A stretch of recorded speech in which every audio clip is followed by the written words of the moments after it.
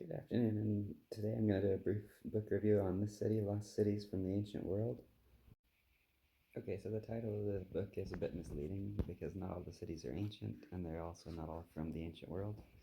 To start off with, Angkor is neither of those things. Angkor and Pagan. Angkor flourished around the 800s AD, and Pagan was around the 1000s AD.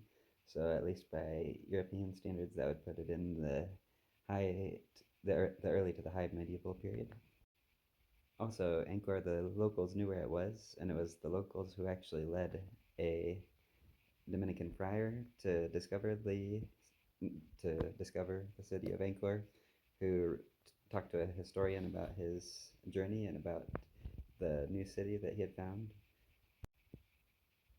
They also mentioned Rome, so obviously Rome wasn't a lost city, and Rome was an ancient city, but it also continued well on really throughout history, although it wasn't as important as it was during the Roman Empire, obviously.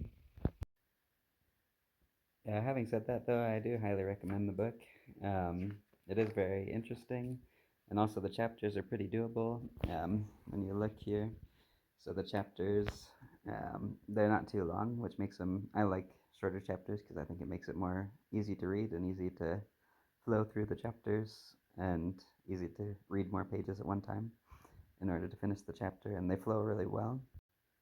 So anytime you have a book like this, it's going to be a little hard to decide what to focus on. And this book in particular, they do seem to be a bit Greco-Roman centric. They do focus on Rome a lot, both in the European section, but then also in Africa. Most of them are Roman colonies.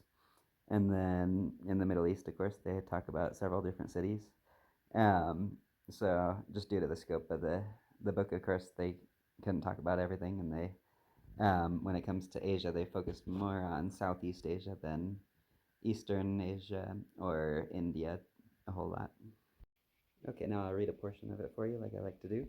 The Emperor Septimius Severus was a native of Leptis Magna, so it was not surprising that the city achieved its maximum splendor during the Severan Age. Between the end of the 2nd century and the first decades of the 3rd century AD, during this period, a new larger forum was laid out in the area of the Wadi Lebda with a colonnade square with a grandiose dynastic temple.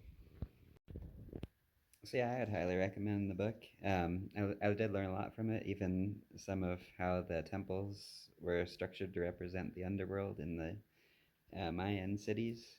I didn't realize that before, even having visited some of them. So I thought that was interesting.